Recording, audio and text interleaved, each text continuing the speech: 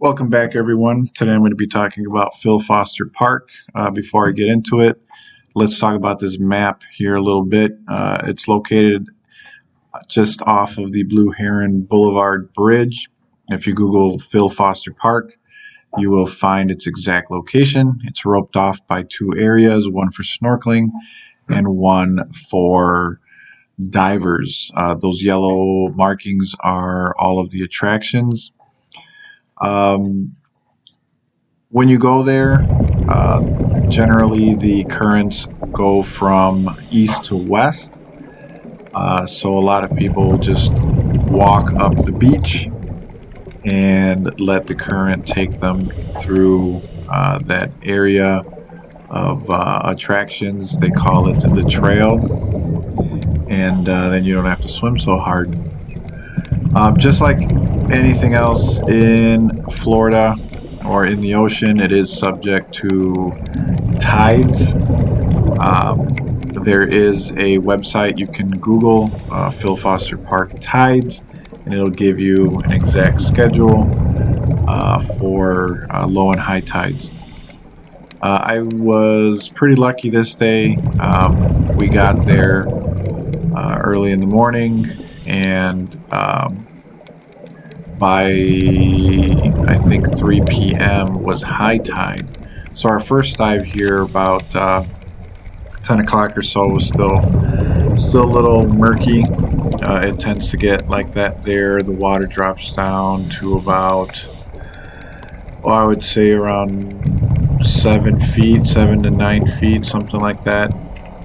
That's probably different times of the year, I'm not sure. But at high tide, it's generally around 15 to 20 feet. Like I said, at low tide, it is not the greatest visibility, but it's still a good time nonetheless. There is still a current, and the current will take you to the next attraction without you having to do a whole lot, which is just fine for me.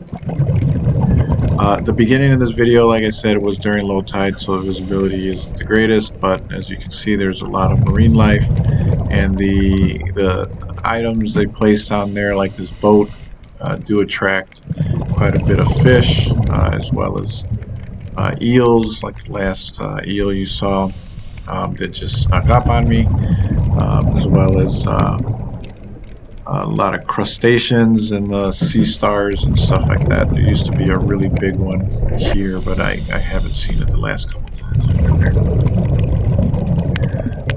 there. Getting there is really easy. Like I said, Google it. You'll find directions to get there. There is a big, wide open parking lot with plenty of parking. They do use some of the piers there for fishing, but even when it's really busy, I have never seen that parking lot full. So plenty of free parking. They used to have a scuba shop on one side of the parking lot.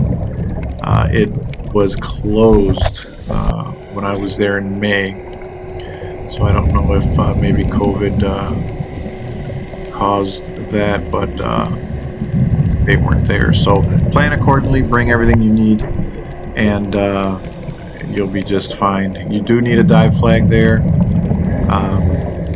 They, like I mentioned before, it is marked off with buoys. The snorkeling section is marked off with round buoys, and the diving section is roped off with like these tall cylindrical buoys that stick out of the water like 4 or 5 feet.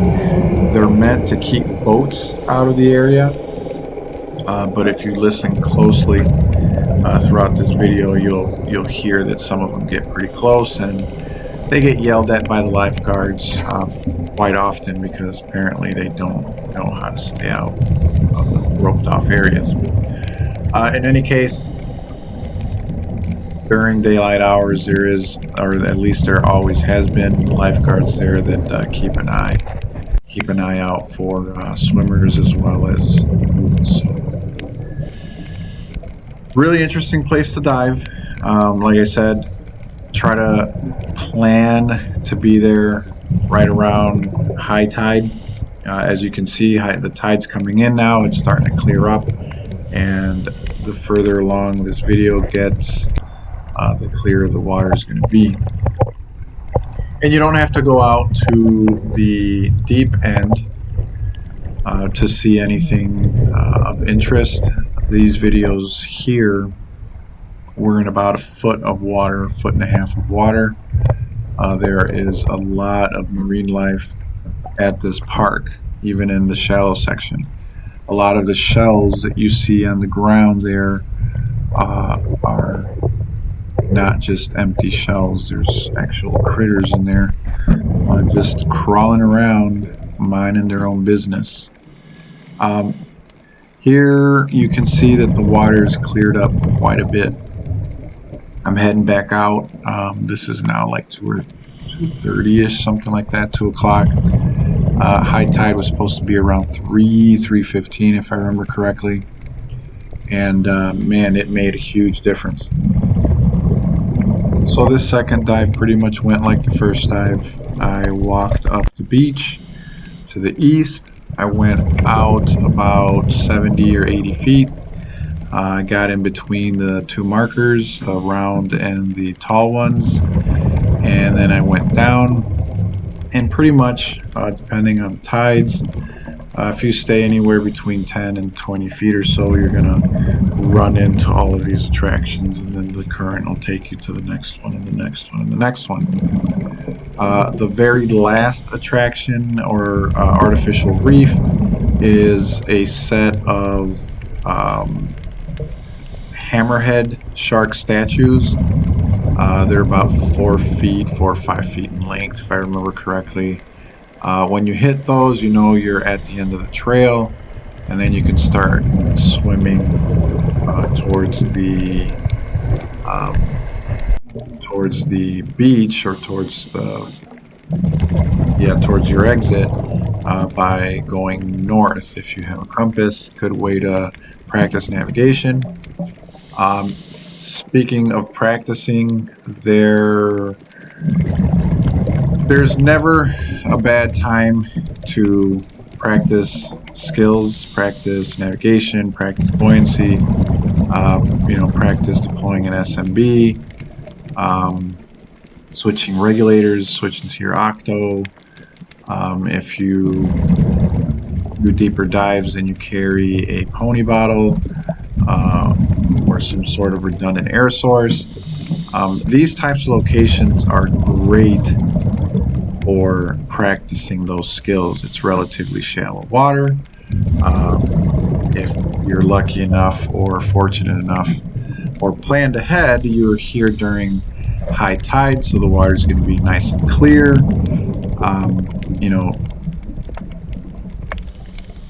Always a good time, never the wrong time to practice safety, practice skills that are going to make your life a lot easier in the long run. And another advantage is, because of the shallow depths, generally you don't need to bring a whole bunch of tanks. I think the majority of people can get a lot of diving at this location with an aluminum 80. I think I was using an aluminum 40, and half the dive was in like 8 feet, so I think I managed to go about 2 45-minute dives or something like that. And that's with taking your time, stopping and looking at the critters, and if you're doing video like I like to do. Otherwise, you can probably ride the current through here in about 10-15 minute tops, depending on the speed of the current. But it could go pretty quickly. Here's a pretty big lobster that was very curious and not scared of people whatsoever. But just one of the many things to see here if you take your time and look in all the nooks and crannies. think I'm getting towards the end of the trail. Yeah, here are the hammerheads. Like I said, they're a pretty decent size, probably about 4 or 5 feet long.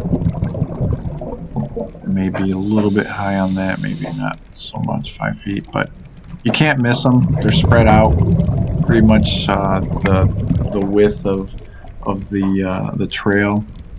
I think their purpose or the intention of putting them there is to make sure that people didn't keep getting blown out way past the beach and the diving area. In any case, you should have a dive flag with you while you're swimming through here, but it's still better to not make it past it, considering there's a lot of boats and a lot of traffic on the west side of that area there. Here I'm swimming back towards the beach. I did go probably about 20-30 feet past the sharks. I had never gone that way, and the water started getting deeper, which is another good indication that you've gone too far. Just turn right, head north, and you'll reach the beach. Thanks for watching.